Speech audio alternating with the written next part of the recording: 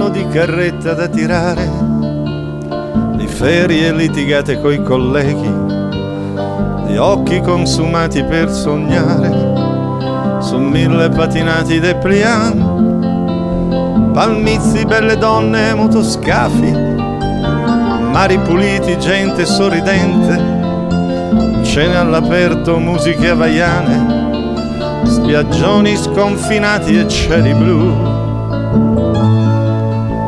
Ed ora finalmente sono qui, in questo paradiso artificiale, dove è proibito essere normale, dove fa chic brindare con il rum, la sera invece è d'obbligo ballare, magari travestiti da pirati, magari con le facce pitturate, mischiati ad altri bamba come te.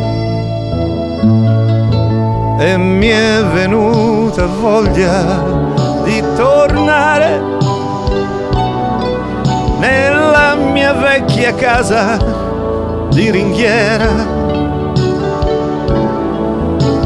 Sogno il mio letto, il fango delle strade,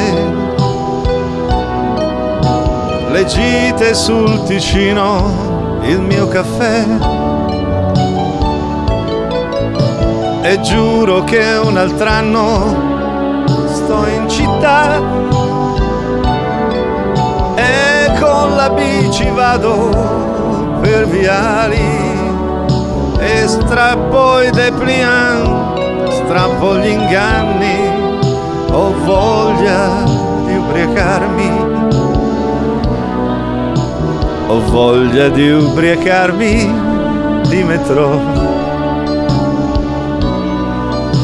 Ho voglia di ubriacarmi. E vola questo aereo nella notte e lascia indietro i sogni presi a rate, con tutte le illusioni d'un'estate vissuta qualche giorno a 5 stelle. E resta un nodo di malinconia, un nodo che nessuno scioglie più, ricordi di risate, di allegria, d'un tempo in cui non c'era la TV.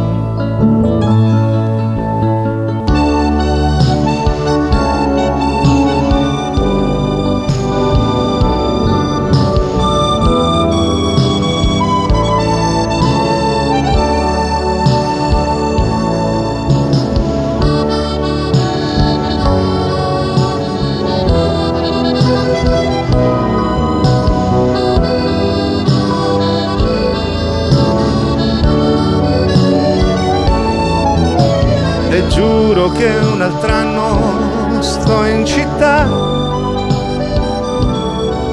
e con la bici vado per viali e strappo i dépliant, strappo gli inganni, ho voglia di ubriacarmi,